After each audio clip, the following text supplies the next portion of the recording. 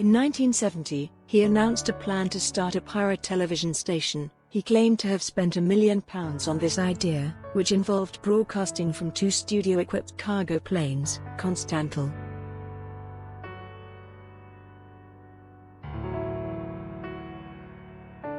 Around the same time, he convinced actor George Lazenby to abandon the role of James Bond after a film, telling him that the Bond franchise would collapse in the 1970s and that he would be better Sir.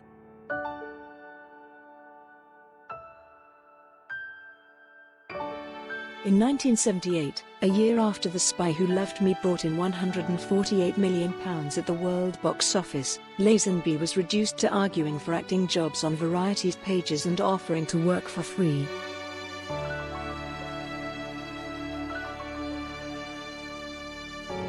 In the mid-1970s, ORahilly became obsessed with spiritual teacher Ram Dass and his loving awareness philosophy, assembling a rock band of the same name to spread the message. ORahilly's big idea was tea.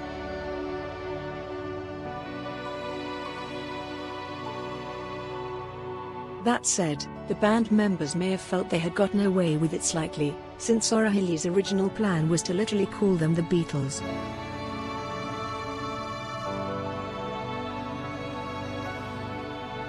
But then you could forgive ORahilly for his most fanciful and proud fanciful flights.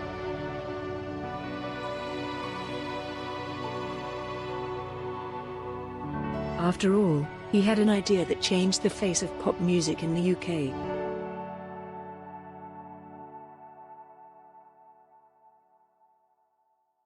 Radio Caroline was not the first pirate radio station. Number 8211, Radio Mercure of Denmark had started broadcasting from a ship docked in international waters in 1958. Number 8211, but it was by far the largest.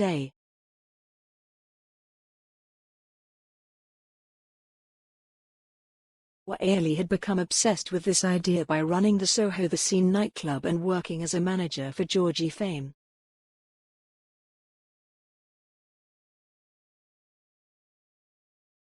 The Scene was very successful. It was aimed at mods, playing soul, blues and number 038B, music for which there was no release on British radio.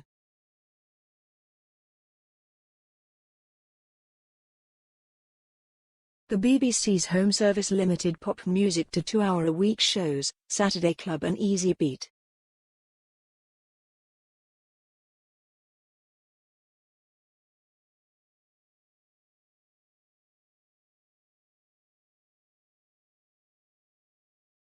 The BBC was not interested in playing the Georgie fame single ORahilly had pressed, so ORahilly announced that he would create his own radio station to play fame music, using the radio model Mercure.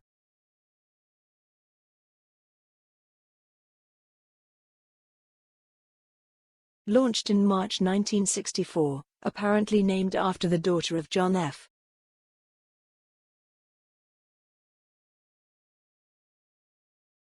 Kennedy and composed of DJs recruited from dance halls and bars. Number 8211, including Tony Blackburn, Johnny Walker and Tony Prince. Number 8211, Radio Caroline, your all-station music station. Day was announced.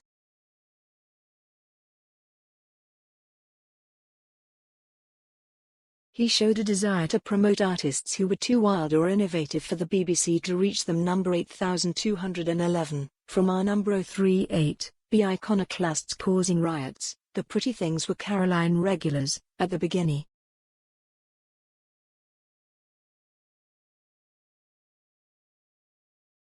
He has developed an ability to transform singles into tubes and artists into stars. Do honeycombs have the right? And It's Not Unusual by Tom Jones, the 2 number-1 singles, were originally broken by Rad.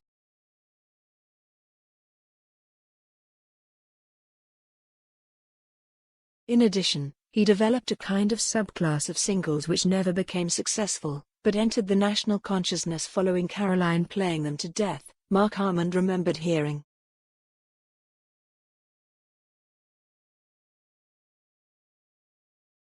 It even affected the English language. The term anorak, which means obsessive nerdy, was apparently coined for the first time by Caroline DJ Andy Archer to describe the unconditional fans of the stat.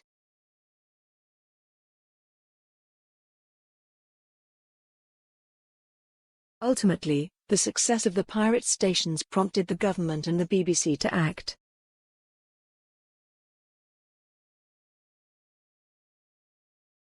In August 1967, the Maritime Broadcasting Offences Act was introduced. The following month, most of Caroline's big stars abandoned the station for the all-new Radio 1, a legal station created in her.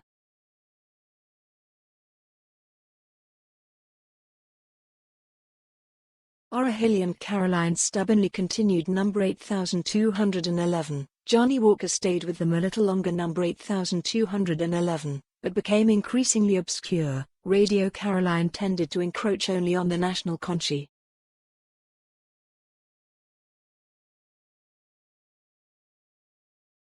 If ORahilly's later plans tended to be scary, they sometimes contained the seed of an idea.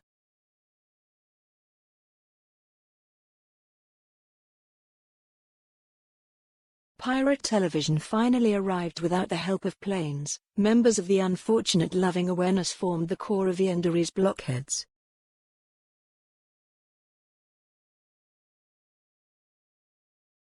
In a sense, it didn't matter. A whole new breed of pirate station has emerged, with more or less the same USP that Caroline once had, playing music that the BBC tended to ignore and helping to change tea.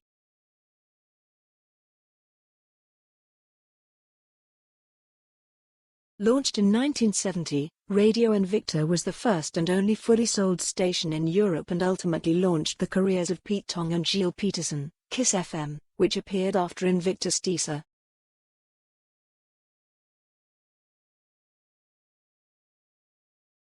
The Dread Broadcasting Corporation was the first British station owned by blacks, widely known as an outlet for reggae. It presented a hip-hop performance presented by Nina Cherry.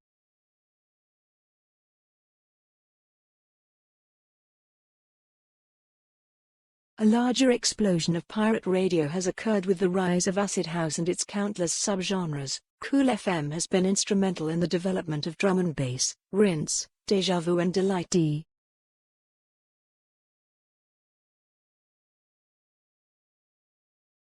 Everything was far from Tony Blackburn aboard the Mi Amigo, but whether they knew it or cared about it, all of these stations did owe Ronan ORahilly some sort of debt.